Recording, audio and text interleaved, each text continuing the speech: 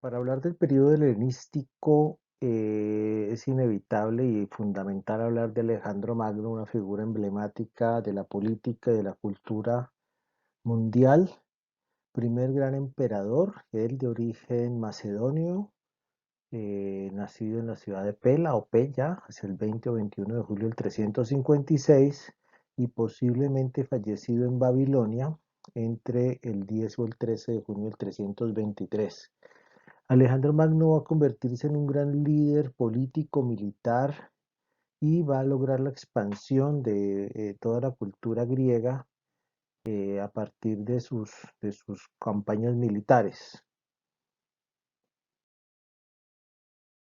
Aquí vemos un mapa, digamos, de todo ese gran recorrido saliendo desde el lado izquierdo de la imagen, ¿sí? O desde su lado izquierdo más bien, desde la ciudad de Pela, conquistando todo lo que fue la península del Peloponeso, toda la Grecia continental, y logrando, digamos, toda una expansión hacia el oriente, venciendo a los líderes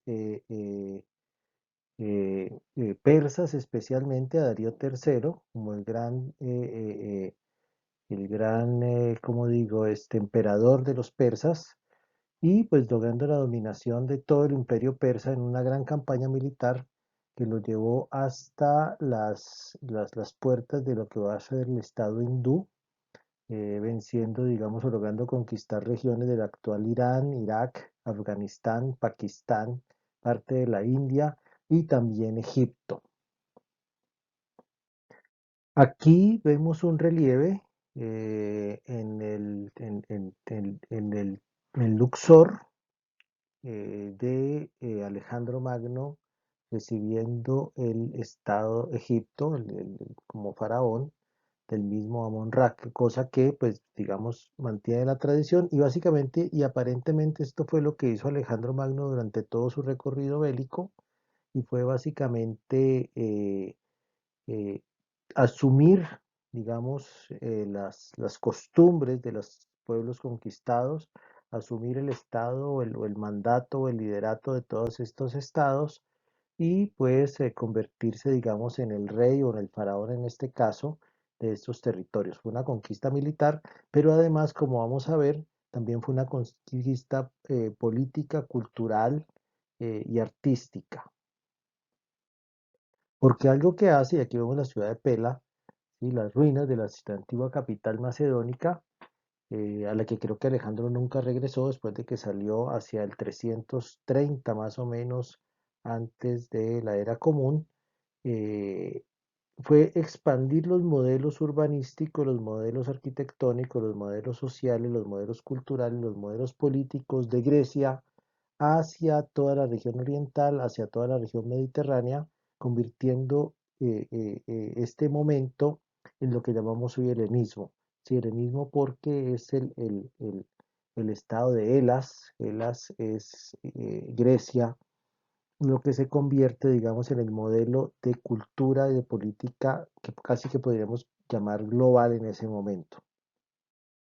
Es así como aparecen sitios como este, Alejandría Oxiana, al lado del río Oxo, hoy llamado Amudarya, ¿sí? En confluencia con el río Kokka, esto en la región oriental, cerca al actual país de la India, ¿sí? Esta es una toma del yacimiento arqueológico de esta antigua ciudad fundada por Alejandro Magno, o refundada, más bien podríamos decir, porque aparentemente casi todas eran poblamientos anteriores, pero en ese refundamiento aparecen ese tipo de cosas que vemos también al centro, estas capiteles corintios que nos marcan, digamos, esa expansión cultural, esa expansión política que desarrolló este gran líder político y militar.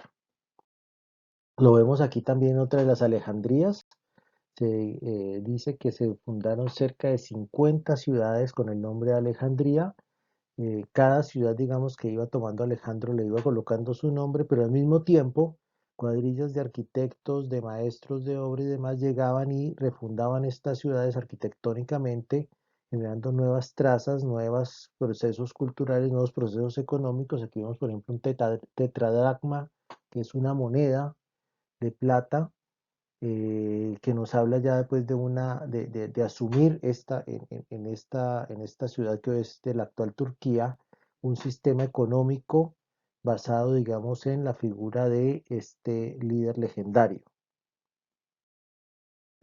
Uno de los generales más cercanos a Alejandro muere hacia el 323 antes de la era común, ¿sí? Y deja más o menos huérfano ese imperio recién constituido bajo su mandato y bajo su nombre.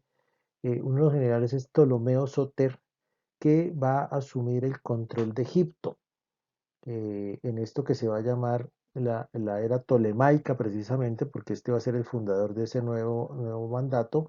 Va a ser rey de Egipto entre el 305 y el 285, y más o menos entre la muerte de Alejandro y el 305 lo que se va a dar es una guerra civil entre militares, entre generales de las huestes de Alejandro, disputándose este vasto imperio. Ptolomeo Soter logra asumir el control de Egipto, otros militares asumen el control de la antigua Persia y otros militares, otros generales asumen el control de lo que era la antigua Grecia. En ese sentido, digamos que se hace una división de tres partes del imperio, de la cual la que más se va a sostener en el tiempo es precisamente la egipcia, en esto que también se conocen como los faraones tolemaicos. Y aquí vemos qué pasó a nivel cultural. Sí, esta es una vitrina del Museo del Louvre en París. Nos muestra, digamos, al lado izquierdo, vemos tres imágenes de tres mujeres. Una de ellas la volvemos a ver aquí al centro, y otra que no es la misma, que está en la imagen de la derecha, pero muy cercana a la que está en la imagen de la izquierda en el muro. ¿Sí?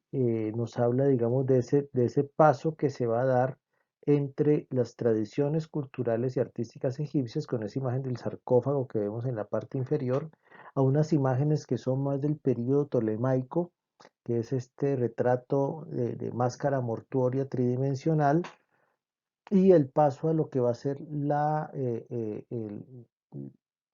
presencia romana en esta mujer del lado derecho, ¿sí? Pintado sobre una tabla que iba en el sarcófago.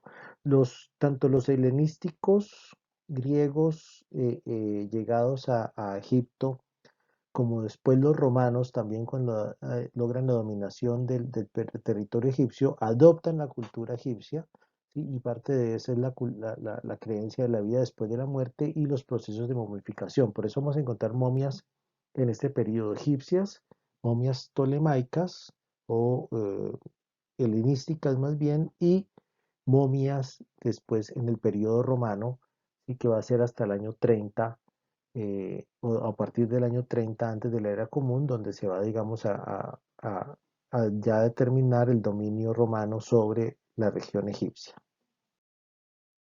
Aquí vemos otro ejemplo de esa mistura, de esa fusión, de ese sincretismo religioso eh, tolemaico, griego o helenístico con lo egipcio, este sarcófago que mantiene incluso la escritura jeroglífica, que mantiene mucha de la iconografía egipcia tradicional, pero con unas facciones ya absolutamente convertidas en helenísticas, en un retrato al natural de este personaje que vemos aquí representado, seguramente el dueño del sarcófago.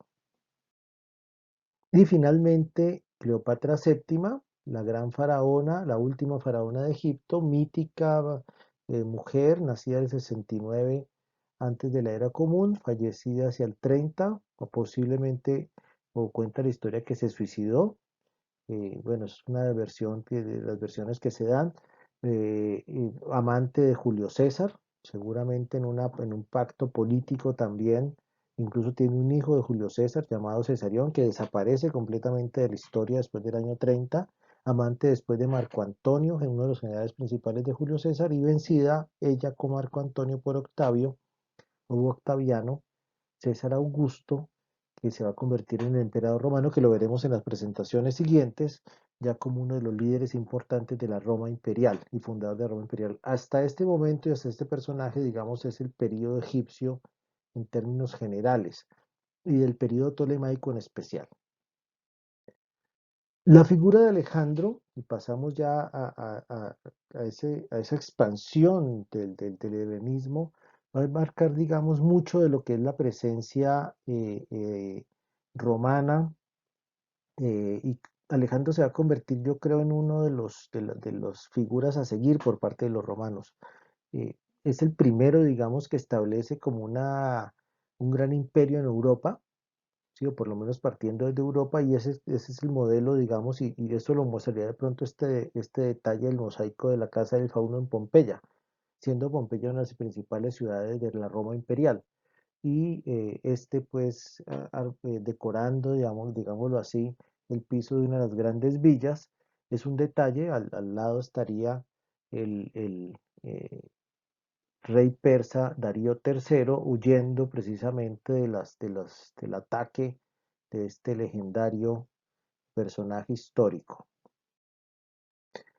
Entremos ya en la escultura del periodo helenístico, ¿sí? En términos generales, la arquitectura me mueve un poquito, se mantiene, digamos, dentro de los órdenes clásicos, con los órdenes jónico, dórico y corintio específicamente, en un desarrollo de la arquitectura en ese sentido, pero la escultura sí va a tener un cambio sustancial que ya podemos ver en este autor que se conoce o se llama Escopas sin E, como está escrito en la parte superior, o Escopas con E, ya más españolizado, como está escrito en la ficha de abajo.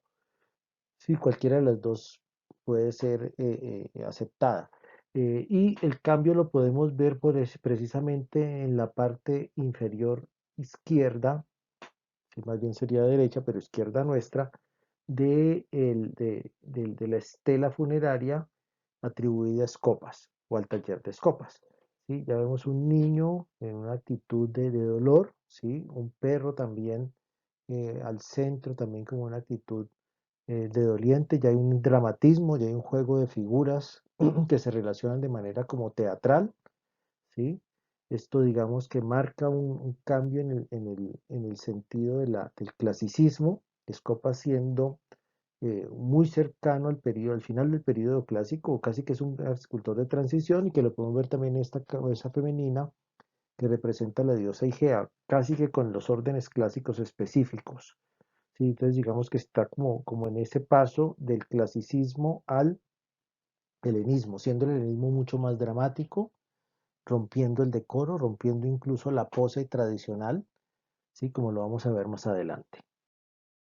Igual aquí, esta escultura de Potos, este es un ejemplo interesante porque digamos que la escultura de Potos original es la que está al centro, ¿ya?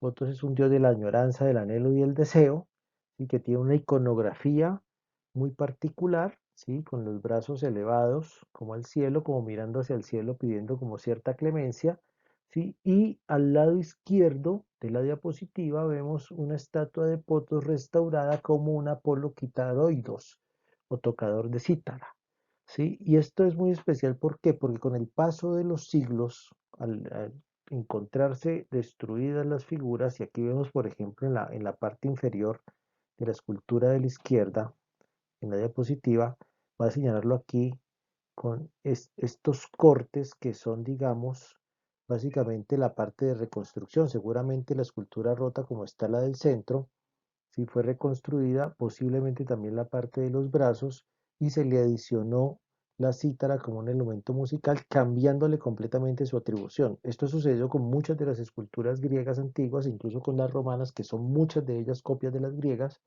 dándoles un nuevo sentido y un nuevo significado a estas esculturas. Ya entonces digamos que las atribuciones, por eso digamos son dobles o son dudosas, porque el escultor originalmente no hubiera hecho una pieza así, ¿sí? Teniendo en cuenta que no corresponde a un cierto tipo de iconografía, a un cierto tipo de simbolismo.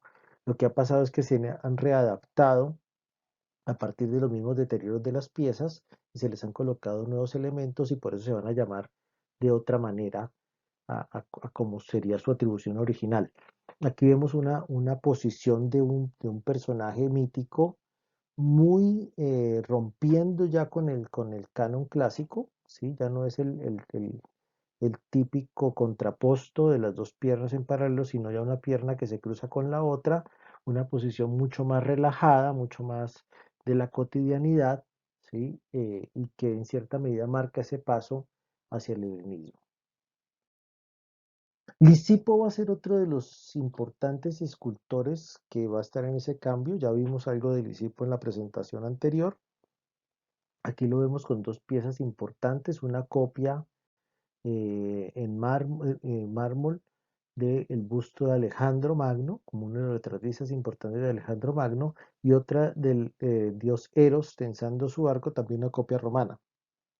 Aclaremos que Roma eh, eh, asumió mucho de la iconografía griega, ¿sí? Pero además estas copias son las que nos permiten conocer los originales, porque los originales muchos, por no decir que todos, se perdieron. O sea, hay muy pocos originales griegos y realmente lo que hay son muchas copias romanas. En este caso, pues vemos a un Cupido, por ejemplo, mucho más relajado, mucho más en términos de una cotidianidad, y vemos a un Alejandro Magno ya como un retrato, incluso que podríamos decir más psicológico, rompiendo con los esquematismos o con los cánones de la representación tradicional clásica. Algo similar podríamos encontrar acá, aunque este Hermes Atlante mantiene la posición del contraposto, ¿sí? Mantiene, digamos, toda esa estructura clásica, mientras que la Venus de Capua, que es atribuida a este escultor, no está eh, demostrado que sea de él exactamente, pero sí se atribuye a Lisipo, digamos que mantiene una posición ya mucho más dinámica, ¿sí? Aquí hay que anotar de que los brazos alcanzan a ver los cortes a la altura un poco más abajo de los hombros, pues son puestos seguramente después, en recomposiciones que se hicieron posteriores de la figura. Entonces no sabríamos si la posición de los brazos era exactamente esa. Anoto ya mismo que la posición de los brazos cambia significativamente la atribución de la figura, ¿sí?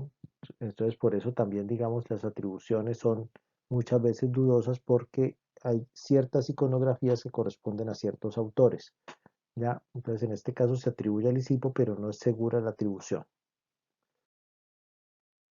Otros escultores importantes de ese periodo de transición, son Eutiquides, ¿sí? Que es discípulo y seguidor de Lisipo, y aquí vemos una pieza que es muy importante, que es la Tique de Antioquía, ¿sí? Hecha más hacia el 300 antes de la era común, y que es básicamente una representación del destino, ¿no? Aquí la vemos parada sobre los hombros, no sé si parada sobre los hombros o casi que pisando a un ser seguramente trágico. Y por el otro lado tenemos a Fisodoto el joven, hijo de Praxíteles, hermano de Timarco, con un busto de Menandro. Menandro es otra figura histórica importante, otros generales famosos de, de Alejandro. Y bueno, también con un tipo de retrato que rompe también con el esquema clásico y que ya nos habla, digamos, de un retrato mucho más realista, mucho más naturalista, muy cercano a lo que va a ser el retrato romano, de los emperadores especialmente. Y ya entrando, digamos, en la gran escultura eh, helenística, una de las figuras o de las esculturas emblemáticas es esta, Laocoonte y sus hijos, un personaje trágico también, que pues nos habla de la lucha del hombre con la naturaleza, básicamente, este hombre y sus hijos que están siendo atacados y devorados por serpientes o por una gran serpiente. Este caso realizada por tres autores, por Agesandro, Atenodoro y Polodoro, tres escultores del siglo I, ya nos marca, digamos, todo lo que es el dramatismo de la figura, el romper con la compostura, manteniendo de todos modos el canon en el cuerpo, la composición de los cuerpos, pero ya con un movimiento mayor, en tensión, en una tensión dramática, y generando, digamos, un acto que se acerca más a lo pasional que a lo racional o que a lo mental. Otra de las esculturas importantes de Apolonio de Trales, un escultor del siglo II, es esta, que es el toro Farnesio, una también historia mítica de dos hermanos que amarran a este toro a una mujer para sacrificarla en honor a su madre, ¿sí? O por deshonrar más bien a su madre, ¿sí? Que ha sido atacada por esta doncella, ¿sí? Y que, digamos, nos habla pues también de ese momento dramático, de ese momento de dolor, de angustia, de lucha, de movilidad. Incluso aquí vemos cómo la escultura se vuelve cada vez más dinámica, hay una cantidad de movimientos, tanto de llenos como de vacíos. Hay también pues toda una tensión dramática, como ya notaba hace un momento, ¿sí? Una escultura además de gran formato, de 4 metros de altura aproximadamente. Otras obras importantes de este periodo son este Sátiro durmiendo, el Fauno Barberini, ¿sí? Copia en mármol de un bronce, ¿sí? Y Galo Moribundo también, que nos muestran, digamos, dos escenas, una de la cotidianidad, del reposo, seguramente después de la fiesta, y el otro, digamos, un personaje posiblemente muerto en combate o posiblemente muerto en batalla, ¿sí? Que está, digamos, en su momento de la muerte, ¿sí? Rompiendo pues los dos, el eje central del clasicismo, rompiendo, digamos, la situación de decoro, rompiendo completamente el, toda el símbolo de la belleza, de lo clásico, ¿sí? Recurriendo a situaciones, pues, digamos, dramáticas o melodramáticas que hablan de una cotidianidad o de una circunstancia que no es propia del canon de representación del clasicismo. También estos dos, ¿no? Estos dos momentos, los luchadores, también una copia romana, y por otro lado el púgil en reposo, otro personaje también importante, de otra escultura importante en bronce, que es, digamos, del periodo griego, y que nos habla pues también de esa cotidianidad, en este caso de los deportes, ¿no? De la lucha constante y continua como un elemento fundamental de la vida cotidiana, tanto griega como romana. La Victoria de Samotracia también es otra de las piezas importantes, está en el Museo del Louvre en París, realizada hacia el 190 a.C. en una ciudad llamada Samotracia, precisamente, una victoria alada que mide más o menos 4 metros de altura también, es una pieza bastante voluminosa, bastante grande, talla en piedra, ¿sí? Tengo entendido que la parte inferior, que es como la quilla de un barco, no es original de la pieza, ¿sí? Es una adaptación que hicieron ya hace varios siglos en el museo y que la mantuvieron así un poco como para preservar cierta historia tanto del museo como de la pieza en sí misma, ¿sí? Además de que habría que anotar de que muchas veces estas intervenciones son irreversibles y pueden causarle más daño quitarla que dejarla ahí a la pieza. Y bueno, nos habla, digamos, de una mujer majestuosa, de una mujer alada, que está hablando precisamente, seguramente, de esas grandes batallas, de esas grandes luchas y esas grandes conmemoraciones y celebraciones como parte, digamos, de ese momento. Finalmente, dos piezas también muy dramáticas, de mucha fuerza expresiva. Debo anotar, como siempre, pues este es un pequeño compendio de todo lo que es la riqueza de las, del momento helenístico, del arte helenístico, ¿sí? Por un lado tenemos al guerrero galo, que está al lado derecho, ¿sí?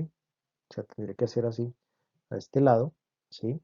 El guerrero galo, ¿sí? Este de aquí arribita, ¿sí? También en un momento de dolor, de angustia, de desesperación. Obviamente el dramatismo se acentúa hoy con la pérdida de los brazos y demás, que los tendría seguramente en su momento. No sabemos qué elementos iconográficos seguramente podría haber tenido, ¿sí? Y por el otro lado, el Gálatas Ludovisi, de la escuela de Pérgamo. Pérgamo es una ciudad que me acuerdo, hasta donde me acuerdo es italiana, pero que digamos tuvo una gran colonia griega, con muchas de las ciudades italianas que hoy incluso permanecen, como Nápoles, como toda la isla de Sicilia, en fin. Italia fue, digamos, uno de los centros sociales, culturales, políticos y económicos asociados a Grecia durante mucho tiempo, y pues esto, digamos, marca también esa relación de los romanos que vamos a ver más adelante con la cultura griega. Sí, también otra historia dramática o trágica, ¿sí? Que bueno, habría que investigar y revisar después. Roma, como ya lo vengo anunciando en esta presentación, va a ser subsidiaria de Grecia en muchos sentidos, en muchísimos sentidos, pero también va a ser aportes importantes a la cultura en general. Lo veremos sobre todo en el caso de la agricultura en las próximas presentaciones.